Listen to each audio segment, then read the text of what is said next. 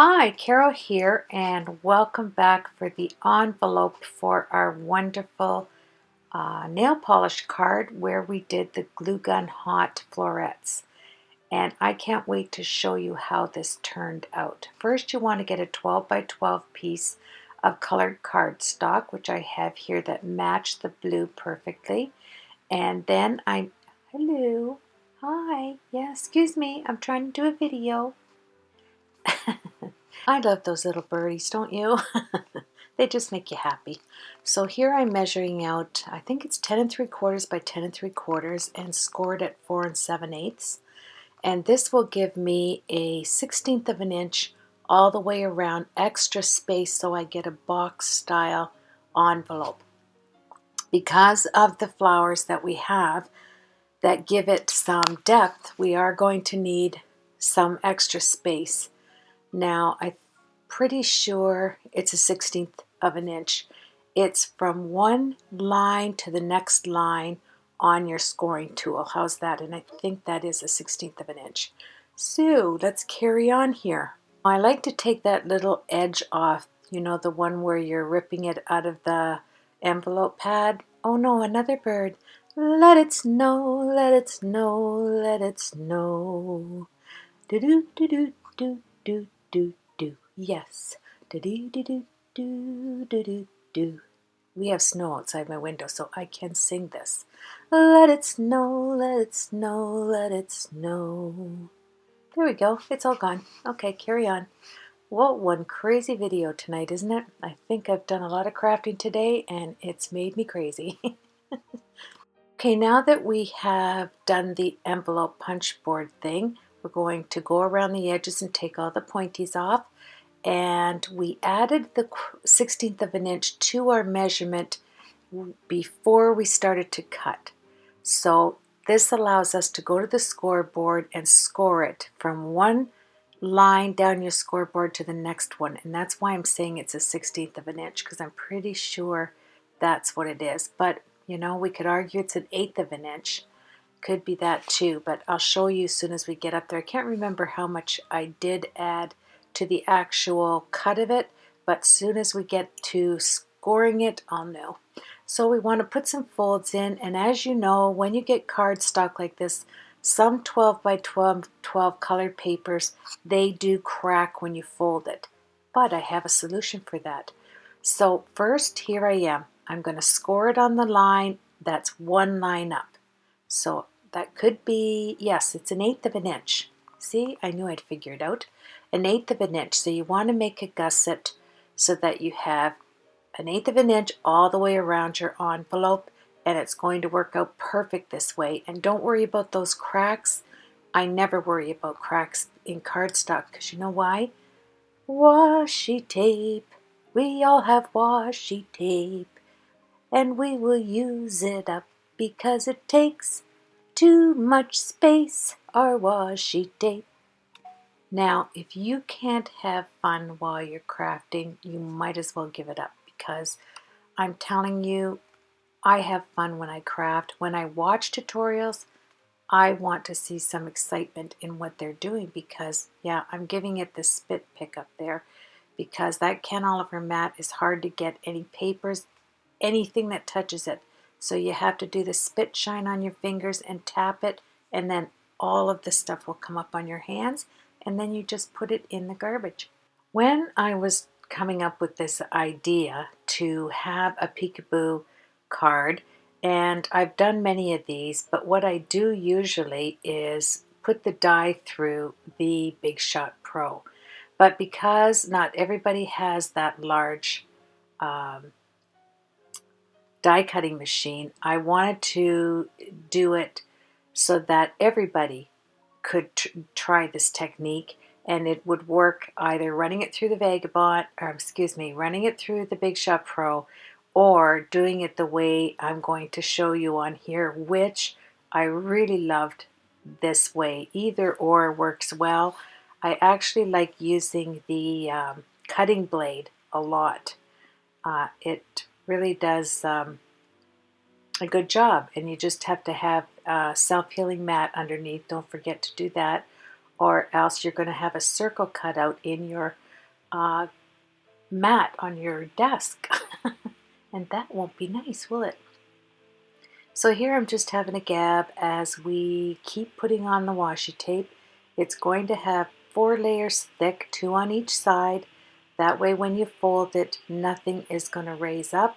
You're going to have a beautiful pattern, and you're going to have stability on the inside as well, because we're going to have that acetate that's going to be behind the die cut hole that actually we're going to cut out with a blade. I think you are really going to appreciate doing fancy envelopes if you haven't done them before. It is something really special for the recipient to get, but it's a nice challenge for us as creators to just go above and beyond with creating something different for a card. And I think, you know, doing the insides of cards is really a nice, thoughtful gesture. And as you know, I do all 4 of them. I'm not asking you to do all 4 sides of your cards, but sometimes it's nice to just stamp the envelope or do a peekaboo hole. If you have something on your card that really stands out, a special flower, an image that you really like, take a die cut and die cut around it. This way, not only does the recipient get to guess what's in there, but you get the satisfaction of knowing you went above and beyond the call of duty for making a card and a matching envelope. So we're going to carry on. I have another thing while I have a minute I just wanted to mention. If you do not get a comment from me, I've had, isn't that a nice corner? I've had things in my comment box. Oh, what do you think of underneath? Oh yeah, love it. Yes, I've had names go into my comment section that says waiting approval, and I can't get you out of there to answer your comments, and I apologize. I don't know what is happening on Google, YouTube, or whatever, but things are really messed up, and I don't like change, and I'm my you know, my subscribers mean a lot to me, and if you leave me a comment, I want to answer them. And I don't like it that some aren't there and they're waiting approval, whatever that is. So if you don't get a comment back from me, that's what I'm trying to find them, and I'm trying to work that out so that I can get back to you. Okay, so don't think that I haven't thought of writing you back. I have. I just can't seem to break whatever code it is they have in there. But I will. Oh yeah, I'll find a way. So please be patient with me. So here we are. We've got it on the, that comes down. Oh yeah, this is going to be sweet. So you want to set your card in, and now we have to find out where do we want to cut. Come on, get that camcorder set there, Carol.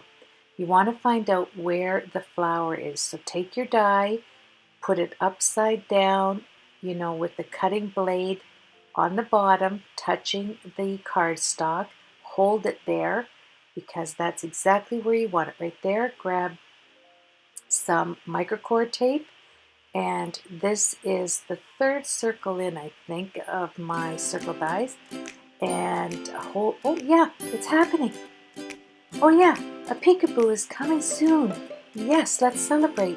We are going to see a full egg peeking through. Yoo-hoo! Okay, boys. Time to go. Or are you girls? I'm not sure. You don't have a dress on, so you must be boys. Okay, here we go. So, now I drew a circle with the exact size of the die I wanted to use, the circle die. And I'm just showing you, if I did it on the Big Shot Pro, I would have to tuck those flaps underneath and then run it through. So I didn't want to do that because I know not everybody has that machine, and I want to use the open circle, the peekaboo for you, and we will do it by hand. And I'm going to use the cutting knife, and make sure you have your cutting mat underneath because you don't want anything to happen there. And I love, yep, that's why these hearts are there, this directional finger blade cutter from Fiskars. I got it at Michael's, and you're just going to cut an X from the top circle to the bottom end and across, just an X. Then you're going to take out one section at a time. This will eliminate you maybe skipping down or having any problems holding the knife while you cut. So if you do a little bit at a time, excuse me, you are not going to run into too much difficulty here. And so I just take a quarter piece out, and it really did have a really nice cut to it doing it this way. And just make sure that your finger is pressing down at the bottom so that you don't have to put too much pressure on your wrists, and it turns out perfect. Put the lid on right away and put it away. Yes, I tell you to put it away because I still cannot find my Tim Holtz spritzer. Yeah, I'm still working on that. Okay, so now look at that. There's our floret right where we want it. Look at peeking through our window. So next on this long tutorial, we're going to have to put some, we're going to have to put our dies away after I take out the next size, because I want to have a black circle around where we cut so you don't see those edges. And then I'm actually going to put some more washi tape. All that washi tape that I had left over, I used to make a square so that I could cut out another layer to go around the black layer. And I'll show you that. It'll make perfect sense in a minute. So we'll put that mat away, and we're going to cut on my 110-pound recollection paper that I love too. Now, if you're like me, you like to match everything up, and I want to match the circle that goes around the black inner circle with the washi tape. And this will finish off the roll, and I am so glad, because you know what? I like to use up washi tape that I buy because it does lose its stickiness. The air gets at it. Look at that, right down to the last piece. I'm trying to find my bone folder so I can burnish it. And yep, there you go, that good old Teflon bone folder. And now we're going to take our circles and we're going to start cutting. I'm going to cut this one. So I have the outer circle, put some microcord tape to hold it down on the upper portion. And then I've got to cut some of this paper off because I'm going to put it through my vagabond. So I probably take it back and cut some off. Wow, washi. Oh yes, I like washi. You know what I like about washi? Using it all up. Yes, I don't want it hanging around. That's why I'm shopping in my own craft room. I want to start using up all of this stuff. It's important to me. You don't want to keep buying, trust me, and putting it aside, and all of the good stuff gets put to the back. And the whole last year I have been doing my videos from shopping in my craft room, so that tells you a lot. I had a lot of stock that did not get used because I wanted to keep up with new stock. And really, there's always going to be new stock, so I would just put a little wee suggestion out there. Use your older products. You'll really enjoy them, and it'll save you money. In the odd time, I like to pick up a few things, but I'm really trying not to get caught up in the fact of buying whatever's out. I want to use what's ever in my craft room. So now I'm just grabbing the two sizes I need to cut my black circle out, and this is my Recollections 110 pound that I'm being very careful with because it's hard to find this, and this is the thickest cardstock you're going to find in black out there at Michael's. The next thing we want to do is to make sure that we have the inside to cover the circle that we cut, and you want to clean it off, all the edges from just the little fibers that get picked up on there, or should I say stay on there. And that's going to go around the edges. We're going to use our tulip. Remember I showed you that wonderful glue, liquid glue. I just love it. Does that thing dry? It dries fast. I got it for $2.89, I think. It was a regular $7.99 a bottle, and I do like it. So here I'm taking some acetate, and the reason why I'm going all the way across the inside so that my card just slips right in there when you put it in. And I didn't want anything to nudge it, so I'm going around with it with some Scotch tape all the way around the acetate. And here we are making our flowers again. Look at this. I've got it down. All you do, yeah, is pat it down, and then, yeah, I need, let's see, 4, 5, 6, I made 7. And then just peel it off like this, and then we're going to move forward and make ourselves a closure. Because the flowers were so easy to make, I thought it would be nice to just take the same diamond bling, put this on the upper portion, on the flap of the card right there. Exactly. That will give it some weight. I won't have to put any tape on it. I'm just going to close it with some gold, very fine tape. So once this dries with the hot glue, I'm going to go over and find myself that bling that I got from Walmart.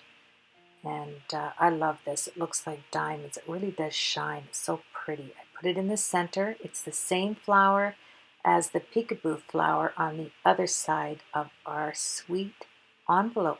I love these peekaboo envelopes. And I like making them with all different shapes. So that's something to consider. Then I took the same rhinestone here and I put it down with some hot glue. And then I'm going to take some super, super fine gold thread. You can hardly see it. I'm going to tape the thread to the bottom there.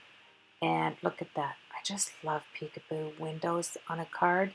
And then I'll show you in the next tutorial. I'll do some brush lettering, and I'm going to do some coloring on this envelope to send it out. So I'll show you that. I put a little bit of glue right along the line of this super, super thin, beautiful thread. I just wrap it once around the inside of the big flower, and that glue holds it shut. And look at that, my friends. You have yourself a peekaboo envelope. The front and the back, just tuck it around, one going one way, one going the other, and it closes. Well, my friends, this is it. I ran and grabbed my camera so I could quickly take pictures, so I didn't have to take my camcorder off the stand. I'm just taking those pictures that I put at the end of, yeah, I'm using that cute little stand, and I already have enough pictures of the card on the other video, so I'll just use my camera, take a few pictures of the inside and the outside of our peekaboo envelope. I hope that you will give a peekaboo envelope a try on your next card, especially if it has something on it that is of visual interest. It looks really nice to use the acetate so that you can see that. And I'll complete it and show it in my next tutorial. I want to answer all your comments, so if you don't get one when you have sent me one, it's because that I haven't found it, or it's in pending or something there that I can't get to it. I am trying to figure it out. So have yourself a blessed weekend. Thank you as always for joining me.